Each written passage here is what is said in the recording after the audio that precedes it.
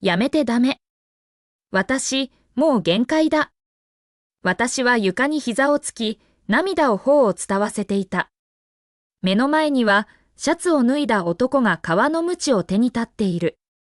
彼の声は優しいままだったが、動作は全く緩まない。ベイビー、まだ半分も終わってないよ。死から蘇った私は、ナバロで最も高価な男性モデルに$8000万を支払い、一晩を共に過ごした。その大金に見合うサービスは、文字通り申し分なかった。彼は私が人生で一度も試したことのないあらゆる技を繰り出してきた。翌朝、朝のワークアウト代わりに彼にまたがっていたとき、部屋にもう一人人物が現れた。私の夫、マフィアのドン、レオーネ・ビエリ。第一章。レオーネ・ビエリはボディーガードに命じてモデルを引きずり出させると、冷たい目で私を見つめ、氷のような声で尋ねた。あの男、どこを触った？頭はまだぼんやりしていた。私は何も気にしていないかのように笑った。唇、胸、ももあなたが好きな場所、全部触られたわ。レオーネの目が暗くなった。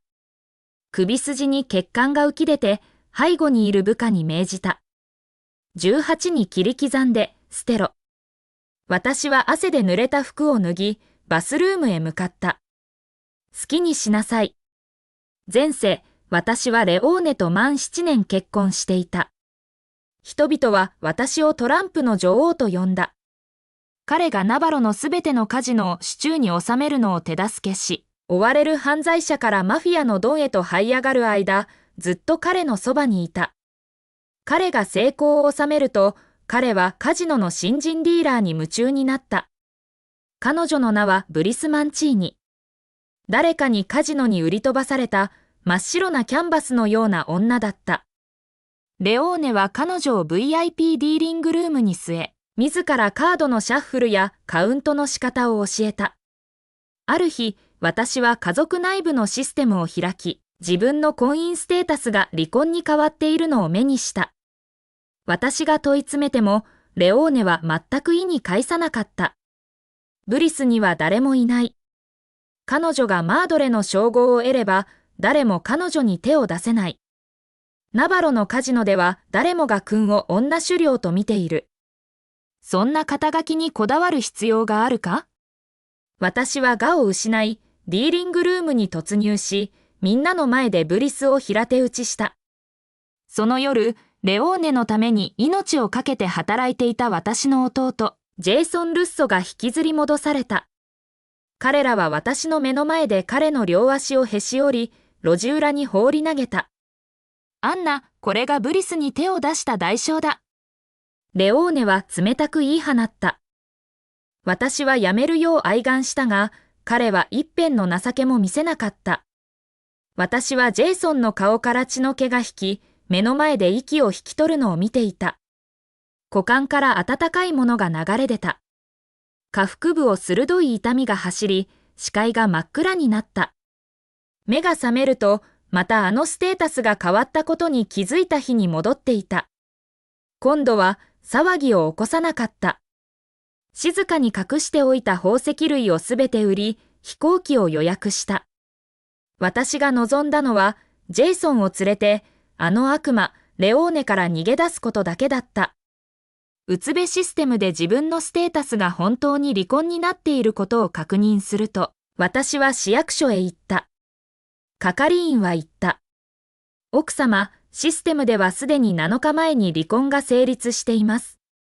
その時、初めて前世がただの夢ではなかったことを確信した。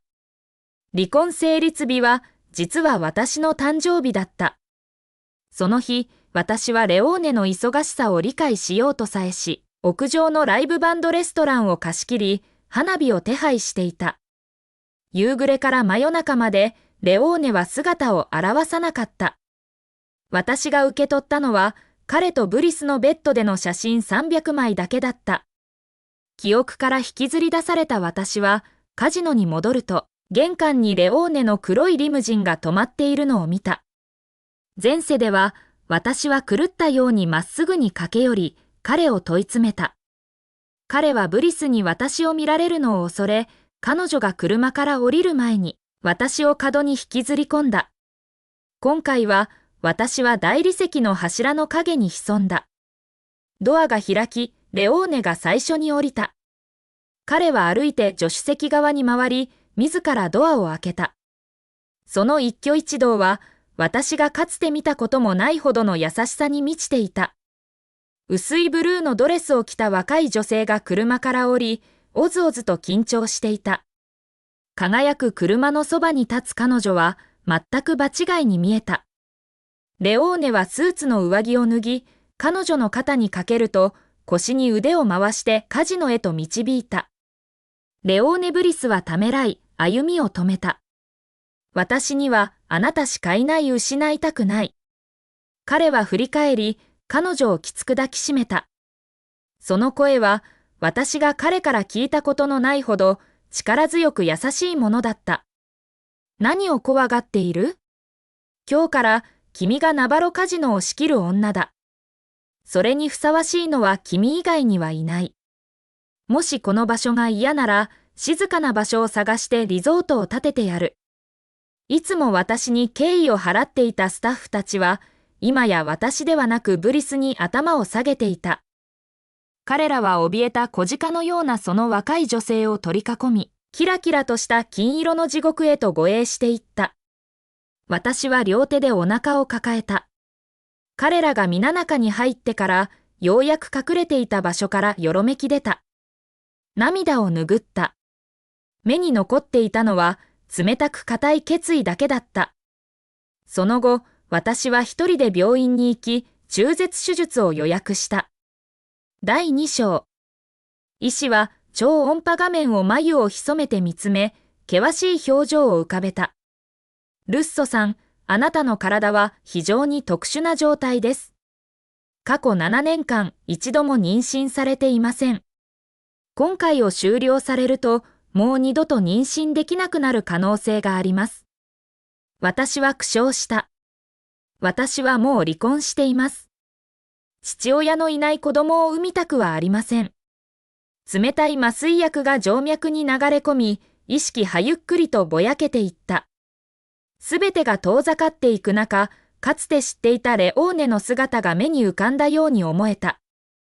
彼は私のお腹に耳を当て、微笑みながら、この子は将来カードの達人になるだろうから、ゆりかごの中からポーカーを教えなければならない、と言った。彼はドンに電話までして、この子には一番縁起の良い名前をつけたい、と言った。彼は私を抱きしめ、カジノを継ぐ者を見つけたら、すぐにこの子と私を家族から連れ出して、3人で世界を旅すると約束した。あの優しさのすべては、彼がブリスにカジノを仕切る女にふさわしいのは君だけだと言った瞬間、チリと化した。目が覚めると、空っぽになった体を引きずって、ジェイソンの病室へ向かった。幸いなことに、今回はジェイソンが仕事中に軽い怪我を負っただけで、短期間の回復で治る見込みだった。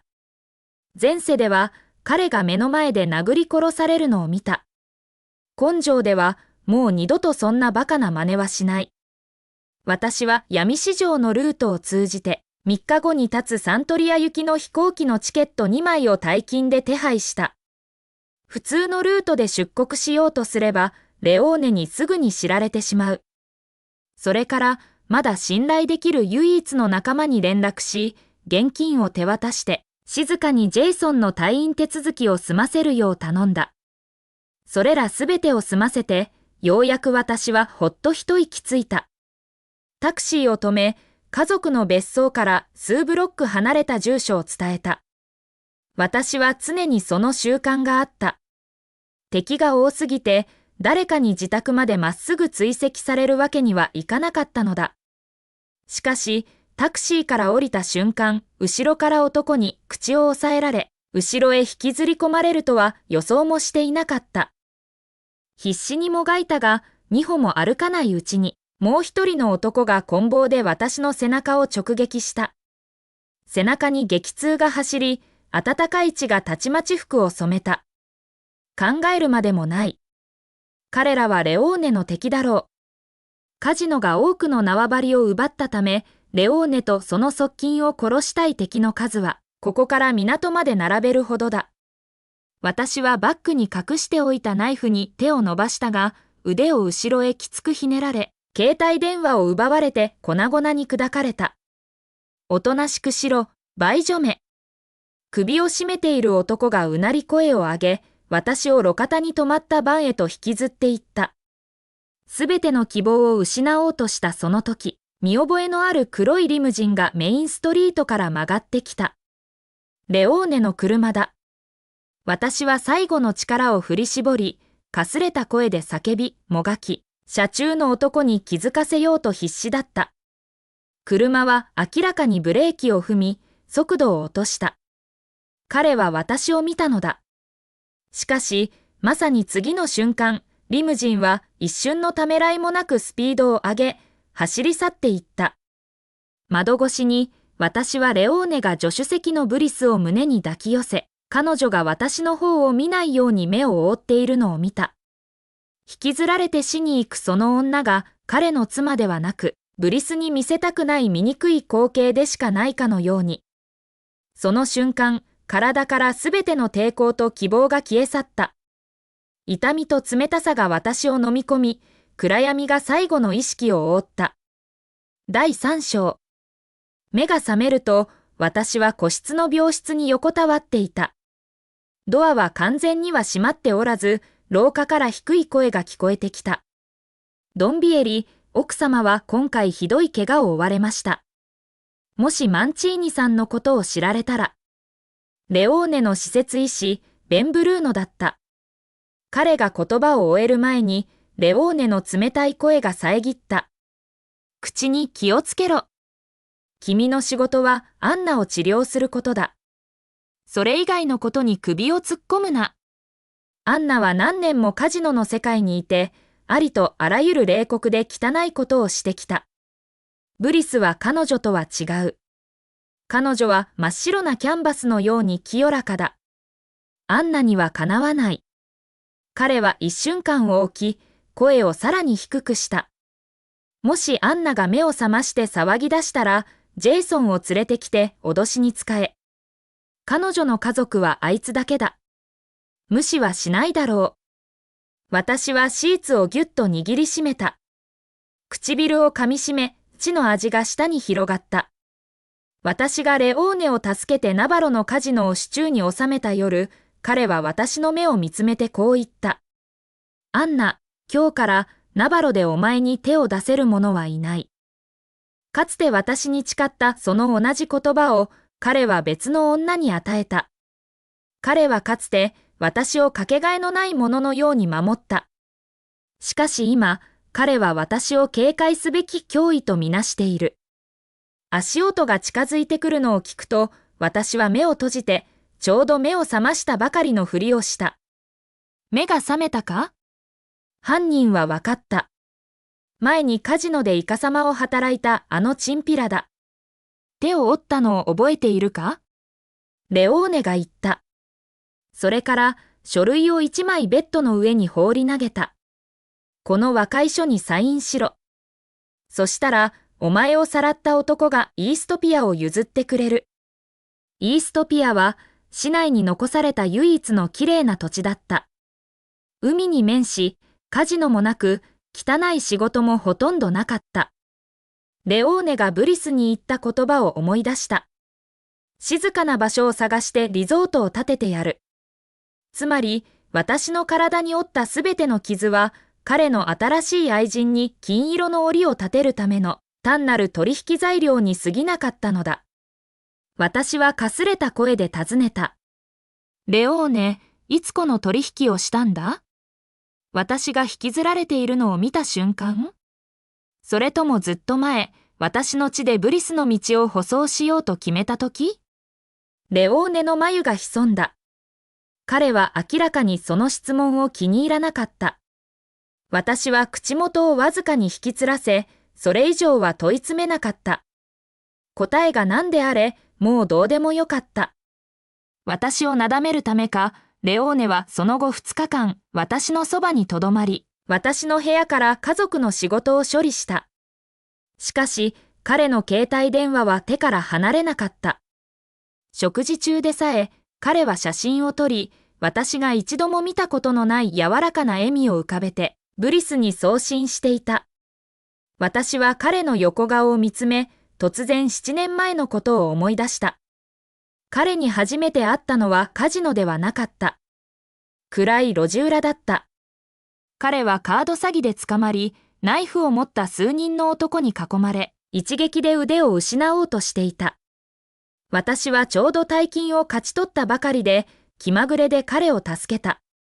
その後、彼を私のアパートに連れ帰った。